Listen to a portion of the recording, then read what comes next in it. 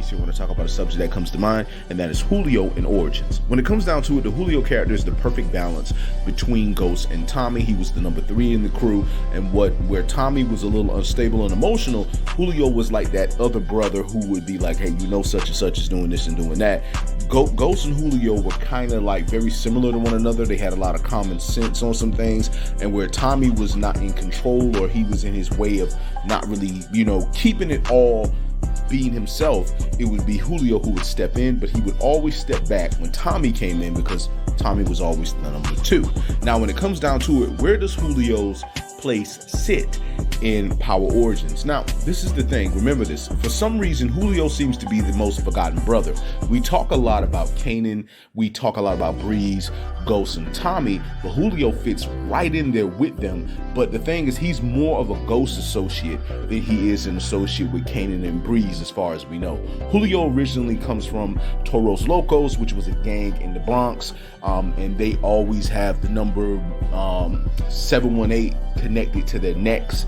And basically, Julio wanted to leave the gang to join Ghost, and so I'm guessing we're going to see that happen in Power Origins. Now, when does Julio leave that gang? We really don't know. Does it happen early Origins? Does it happen in the middle of Origins, or towards the end? We don't know. But obviously, Ghost and Julio must have worked together sometime in the past before he left the gang to work for Ghost. And so with that being said, I'm looking forward to seeing what kind of presence Julio plays in Origins.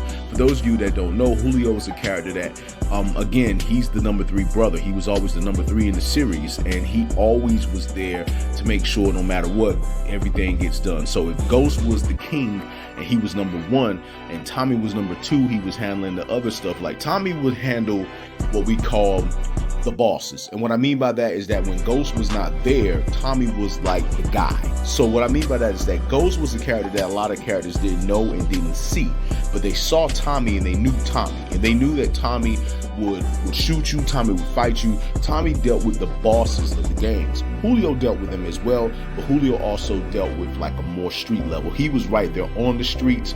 He was right there in the streets. So he dealt with a lot of the soldiers, just like Tommy did, but Julio dealt with more of the street level soldiers. And so I want to say to most people, Julio would be looked at as the boss, when really he's the number 3. Tommy is the one behind him because he's number 2, and Ghost is number 1, which you never would see Ghost. And if you did see Ghost, it was because you either knew of him or he decided to step and come. So that's how things were set up there. So what kind of work did they do back in the day to set that up? Well, obviously Ghost had his own stuff going on, where no matter what, Tommy was most loyal to him, but Tommy was also loyal to Kanan.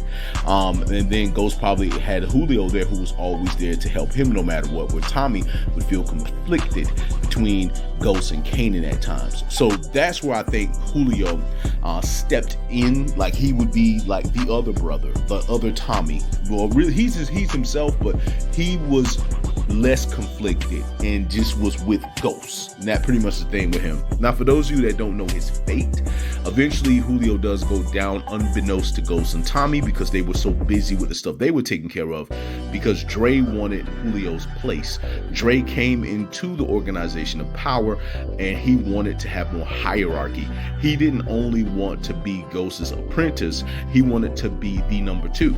And so Dre's plan was to get rid of Julio and then get rid of Tommy, and then be by Ghost's side. And we all know Dre would want to get rid of Ghost and become the number 1, because the only reason why Dre was there in the first place was because he was sent by Kanan to get there, be around their crew, and then take Ghost out. But Dre liked Ghost so much that he betrayed Kanan to become Ghost's apprentice. And so with that being said, Julio's fate was sealed due to betrayal, and because they had a lot going on and really couldn't keep their eyes on what was going on with Julio, which kept his conflicts very private, and they could not see what happened to Julio or why. Now, they did in the end eventually get revenge, because Ghost did eventually caught up with Uriel, who was the leader of the Locos, the Toros Locos, and he got revenge for Julio in the end.